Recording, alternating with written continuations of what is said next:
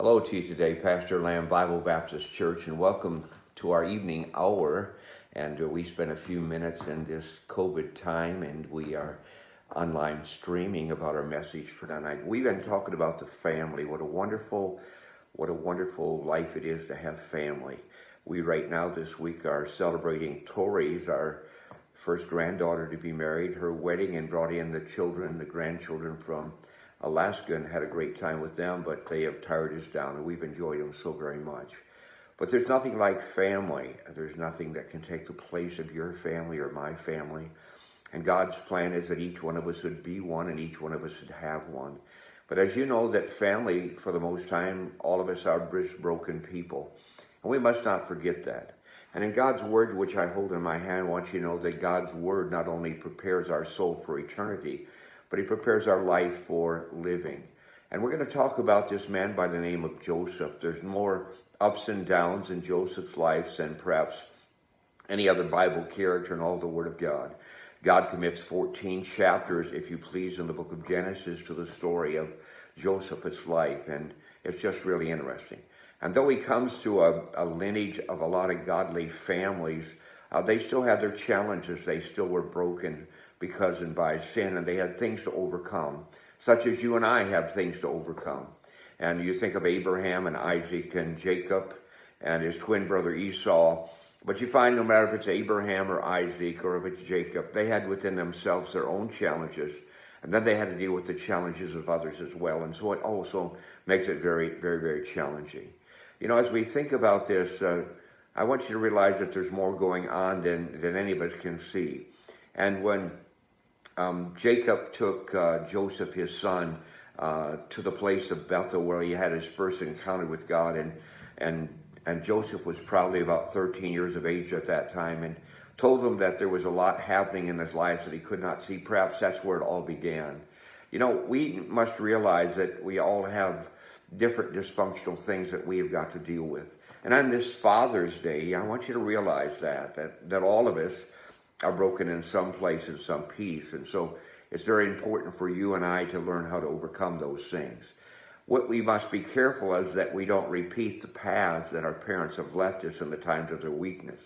And I've been privileged to stay in the Hillsborough Church for 45 years. It's been a great blessing. And what a wonderful way to live a person's life. And I've enjoyed it, and so very much. But what I've always told all the staff when they leave is they be careful that they not only take the good and leave the bad. In other words, take the good from our person, the people that are around us, but leave that's difficult and challenge. And so we must be very careful that each family does not add one more link to the chain of our dysfunction or of our weakness. You know, life sometimes because of family is hard, but it's not impossible. Life is hard enough, let alone having to overcome the pieces of our life that were given to us by our parents that are weak and not strong as they need. And most of us have some obstacles to overcome in our life.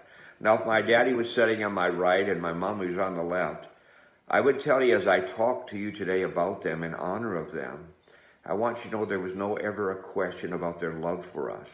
There was not a bit of question about the love that mother had or dad had. There's no doubt about that. But they had some things to overcome in their life, and as they got saved after marriage and Dad, midway in his life, his life began to change, but it took a long time to grow out of those things and to change those things. You know, I was called upon, being the oldest son, I'm not sure how all that happened, on Christmas Eve, the night of my mother's death in the hospital, and I was given by one of the nurses, placed into my hands, the personal effects of my mom. And she had passed, and so now they're transferring those personal possessions to me. And I can remember opening up a mom's billfold that was quite worn. Perhaps we were more poor than we really, really realized. But I realized this, is that what she had kept for herself was so much different than what she gave to us. And she gave the good and the best that she could to us. Now, Dad is in heaven now and been gone for several years now. Dad was a great, great father. You know, he taught me the work ethic. I can remember him building the first go-kart and helping us with the first little motor scooter and doing all those things for us that though he had some challenges, there was never a question about the love. But if I would ask Dad if he was sitting on my right now and Mother on the left, I'd say, Dad, tell me about what you think about our family. He'd say, son, you know what, I think we give you some tough things to go through and to overcome. And I'd say, Dad, yeah, you're probably right. And you know, during the times of Dad's alcohol challenge, I'd write him notes and place them in his steering wheel of his truck. And I can remember writing them from my heart. And as I think about them now, even now, it brings sadness to me. And, you know, Dad kept every one of those notes that I wrote to him and pondered those thoughts and pondered those words. I want you to realize that as we think about Jacob and we think about overcoming difficulties in home and overcoming difficulties in life, Joseph, I said Jacob, but I was meaning Joseph. It would be the son of Jacob. Joseph had more ups and downs than any other perhaps Bible character that we know of in regarding to his family. He was the youngest of all of the babies, and so he's beloved by his father because he was the child of his old age. And then the Bible tells us that not only that, he had dreams, and he would tell them, and that would get him in more problem. And then one time he reported his stepbrothers, what they were doing to their father, and of course their love of the father for Joseph and the things and the way that he lived, my friend, there was no doubt about it. There was no doubt about it that he despised and hated him. And so this man by the name of Joseph was given to the slaves that were passed by, ended up in the prison of Egypt, and before we know it, he's a ruler and leader. And as a conclusion of all this matter, in the last chapter, and some of the last words that Joseph says, and we find this recorded about his life, I read these words, and we'll take our truth from these. But as for you, he's looking at his brothers now. They're in Egypt. They come because there was starvation in their land. And as he comes and he gets there, he says these words, and as for you, ye thought it evil against me. He said, when you sold me into the hands of the slaves, thinking they're going to take me and they're going to sell me in Egypt for slavery, and that's the way my life would end. He said, as for you, ye thought it evil against me, but God meant it unto good, to bring to pass, as it is this day, to save much people alive. It was interesting, my friend, that in his life, my friend, of Joseph, that he was in a dysfunctional family. We find some things without question he did in his life, and I want to give these things to you. First of all, I want you to realize, my friend, that God is always in control of everything. We say, Pastor Lamb, I don't know if I understand what you just said. I said that God is in control of everything, either by invitation or by permission. Okay, so now you say, Pastor Lamb, your daddy was an alcoholic and you put him in the hospital to protect your mother. Boy, that's hard words for a son to say about his daddy, who his daddy loved him and who this man here loved his daddy. But understand with me and realize that God is always in control of everything, either by invitation or by permission. Can I say that perhaps God, because of the choice of my dad and my mom and the series of their lives of the people in front of them and before them, my friend, they became who they were. Now you think about it, mother being of a godly character and raised by a Christian mother, knew she was doing wrong the first night that she hid 3 bottles of beer in her cedar chest in her room. Now grandmother Shoup would have she'd had a real fit with that. Though she was little, she was mighty, and she had some principle about her. But realize that God is always in control of everything, either by invitation or permission. So can I say that God didn't put you in a condition or in a place in life where you couldn't win, or you couldn't overcome, or you couldn't be victorious, or you couldn't come out normal, and you couldn't come out good? Can I say that God is always in control, my friend, of everything, either by invitation or permission? Can I say that when you in your life, as we think about this Father's Day, can I say we must understand that God's in control of everything, that God will use these pieces of challenge and of weakness that have been passed on to you, these obstacles that you had to come through and overcome. Life is hard enough within itself, but let alone overcoming some of these challenges that we have to face that were given to us by our parents. Second of all, realize not only that God's in control and gives you victory, but choose responsibly. You see, you don't know what you can't see. And can I say that God is up to something, and we need to be very careful, my friend, that we choose the right thing. You say, Pastor Lamb, but you don't know how I was raised.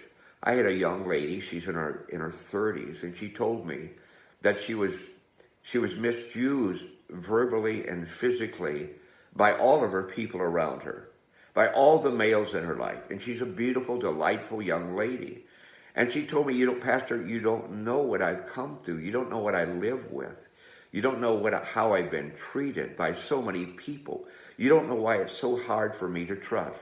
Can I tell you that number 2 thing that I would take from the life of Joseph, that you would choose responsibility. You say, Pastor, but you don't know what I went through. No, I don't know what you went through, but I know what you can go past. We need to choose to break the cycle. Just because we received it, it doesn't mean we need to continue it. Just because we come through something, it doesn't mean, my friend, that we need to continue with it. Can I say that choice is a wonderful privilege that God gives us? The ability to choose. Joseph chose to do right. Joseph chose the right decisions. Joseph chose, my friend, on purpose, deliberately, my friend, on purpose, not to hold against his brothers, not to turn against them when they turned against him. My friend, not, my friend, to compromise the message of God. Not, my friend, to turn against his mom and dad because they had some challenges about their own life. Can I say choose responsibly? Because where you are, I still have people that don't know me that would like to see me take a drink or take a pill or take an injection. There's no question about that. But you and I must have to choose responsibly.